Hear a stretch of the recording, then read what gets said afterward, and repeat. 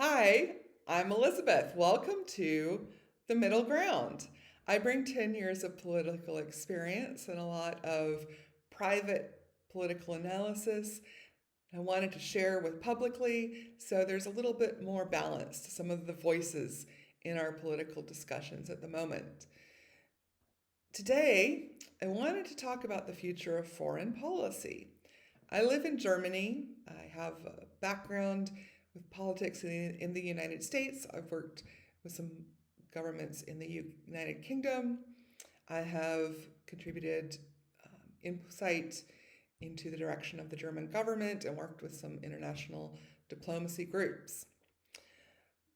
And obviously, I think I can't preface this discussion in any other way by just bringing up Jake Sullivan, the new national security advisor for the Biden administration, because he's pivotal in a lot of my thoughts on foreign relations. I should give you a background. I've known Jake a very long time. I'd be happy to give you some anecdotes and background about Jake Sullivan. If any of you have seen Madam Secretary, which is clearly based on Hillary Clinton, there's a white gentleman that looks a little bit Irish who's an eager beaver overachiever. And I had to ask Jake, is that character based on you? Because it looks like him and it just fits, he feels like him to a T. I actually didn't know Jake while he was working for Secretary Clinton until he was working on her campaign. That's when we reconnected. But we met in college when we were 18. Um, I found Jake easy to work with on the campaign because I know some of his skill sets because I met him as a teammate when he was at Coxon for the men's rowing team, in case anybody didn't know that about him. So immediately keyed into his leadership skills of being able to get people on the same page when they might be trying to move in different directions, which is very important for running a political campaign or running a government office. So he has some great background, some great skill set. But yes, ever since I've known him and in college, he has been very much an overachiever, had his career track dialed in. Um, we have, but he's a great guy, and he's also very hardworking and very sincere, and very curious about new ideas and wanting to get to the root of things and understand what's really going on. So I think that's why he and I started reconnected, because he saw that I could bring some value in that way. But I am extremely proud of him. And with his, clearly, he's a brilliant man. He has plenty of experience in foreign policy between Obama, Secretary Clinton, and Biden, who he's worked closely with for a long time. And he wouldn't have gotten where he is if they didn't value his brilliance and expertise in this area. So I really do have a lot of trust and faith in him.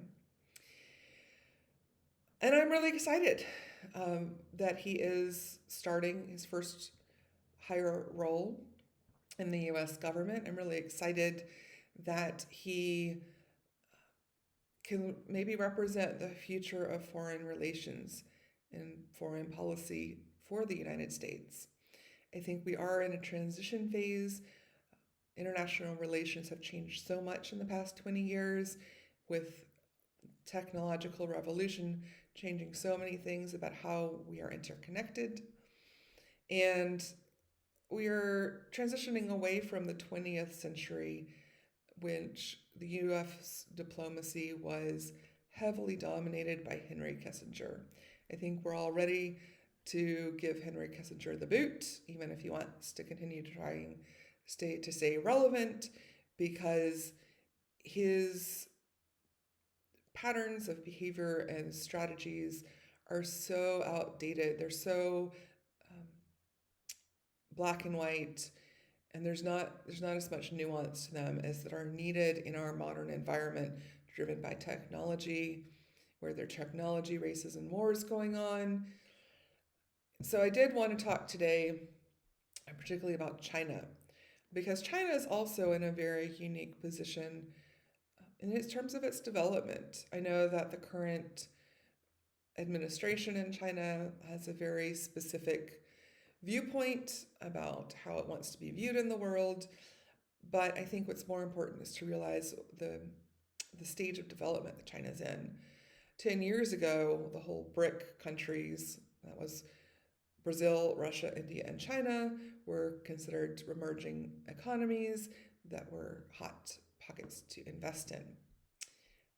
I have had a lot of criticism about those theories in the past, but I will not get into them today. But that was where China was 10 years ago, as it was still considered developing an emerging economy. At this point, 10 years later, there's a very flourishing middle class that's growing. So it is much at a much later development stage, even than 10 years ago. I don't want to get too much into the some of the questions around their business practices. That's another topic. Topic today is really on foreign relations.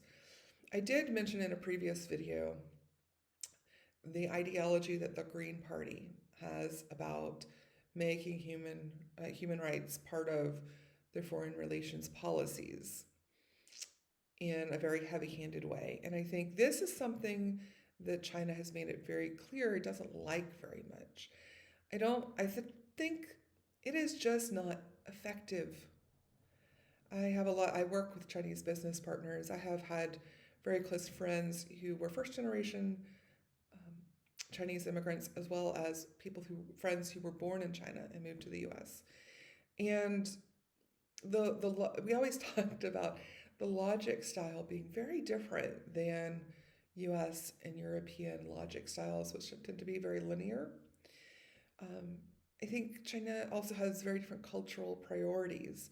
And I think just as in our current political discussion, where you just have people as a stalemate kind of butting heads, I think sometimes this is how the China is reacting to the US, just kind of butting heads because the US does not take the best strategy in understanding Chinese cultural priorities, the motivations and goals that China has. China wants to be successful. It wants to be accepted for being successful. Does it have other things maybe it needs to work on? Perhaps. It is also a very large country with a much bigger population than any other country, period. But any other government has to handle and manage. So the Chinese government has taken a certain approach to managing and handling a very large, diverse population. And as I said, it's still a country that's developing, that's coming out of this emerging economy stage. And I think that what they're asking for is just to be accepted and supported to succeed. I think there is something to be said that perhaps working with them instead of against them might be a better strategy.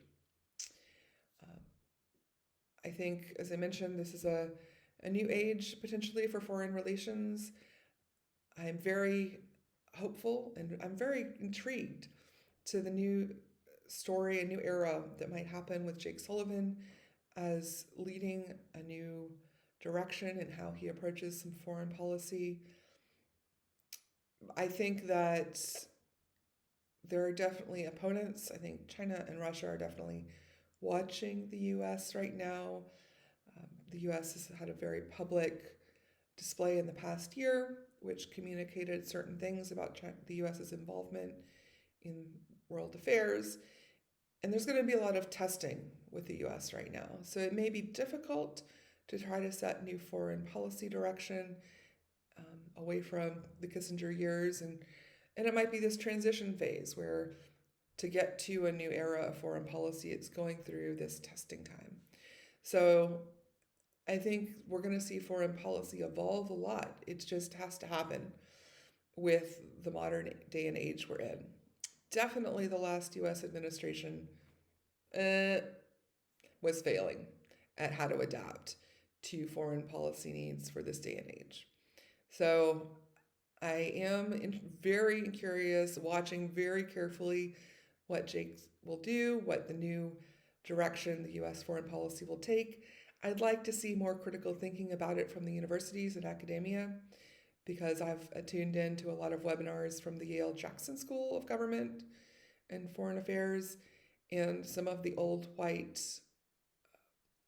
professors there and speakers that they invite don't even realize that they're perpetuating and talking about this very unfiltered American colonial viewpoint.